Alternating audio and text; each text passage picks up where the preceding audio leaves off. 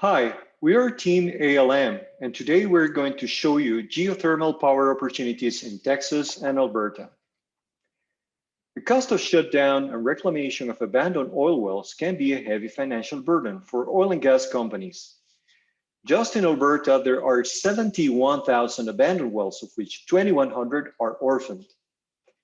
Repurposing oil wells for geothermal production could be a perfect match. It provides a good source of additional clean energy while reducing the costs of drilling new dedicated geothermal wells. In addition, government incentives could make this conversion more economically attractive. In this datathon, we were provided well information for the Eagle-Bind Basin in the US and the Duvernay Basin in Canada. We were challenged to create models to predict the formation temperatures and to assess the overall potential for geothermal well conversion in these basins. This diagram summarizes the workflow used to transform the data into insights. Most of the processing was done using open source tools like Python, Pandas, scikit-learn, and StatsModel in the Google Colab environment. Typical Spotfire was used for rapid visualization during the qualitative analysis. We had over 800 wells. The log data, production, and well headers for each basin were combined into a single data set, which gave us more than 100 features per well. We reconciled different depth conventions and extracted full synthetic temperature profiles for each well. We then scaled and encoded some variables and imputed missing data. During the exploratory data analysis, we found that 5 features were critical for a good temperature prediction. We chose a random forest regression model and continued on to the qualitative basin analysis.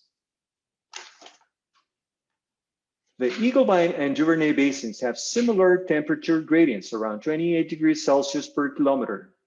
However, Eagle-Bind wells are hotter, showing a temperature shift of around 20 degrees. We will show you why. First, we observed that the Eagle-Bind wells are almost at sea level, while Duvernay wells are further away, 900 meters above the sea level. This means wells in the Duvernay have to penetrate an additional 800 meters of rock just to get to the same elevation as the Eagle-Bind. Secondly, we observed that Eagle-Bind wells tend to be 40% longer than Duvernays. Combining these two observations, we hypothesized Eagle-Bind wells might be hotter because they reach deeper into the earth. They are 40% longer and they benefit from having 800 meters lower ground elevation. When temperatures are normalized to the sub-sea levels of the wells, the gradients now align on the same trend.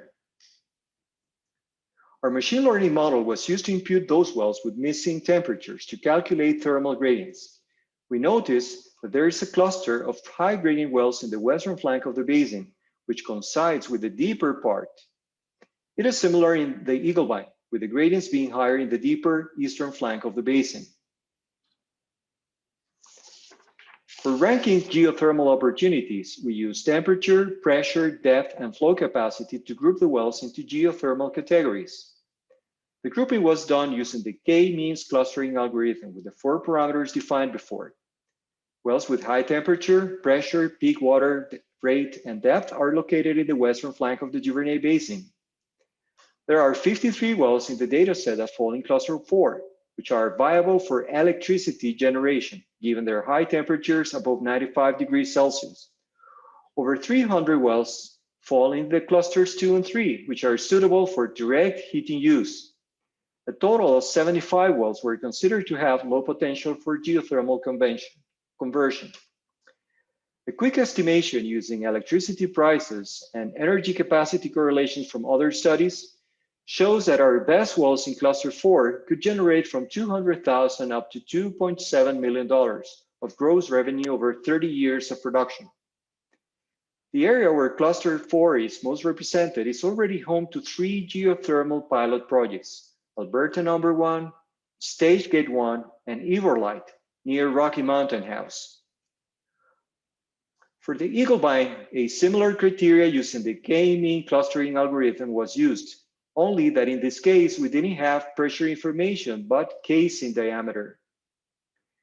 cluster 4 is most represented in the southeast of the basin. They tend to have larger casings, which is favorable for geothermal production. In terms of uses, over 250 wells in clusters 2, 3, and 4 are suitable for electricity generation, while cluster 1 is only suitable for direct heating use.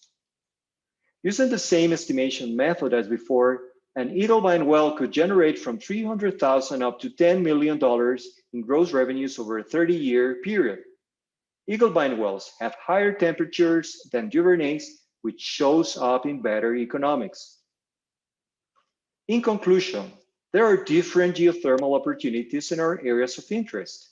In Alberta, where 60% of the energy is spent on heating, over 300 candidate wells were identified which would be suitable for commercial heating. However, electricity production potential is limited. In Texas, there is potential for electricity production with over 250 suitable candidates identified in the dataset.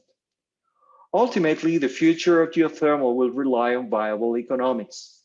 This exercise showed how dependent well revenue is with respect to well rates, low costs, and efficient heat transfer, so technology addressing these issues will be critical.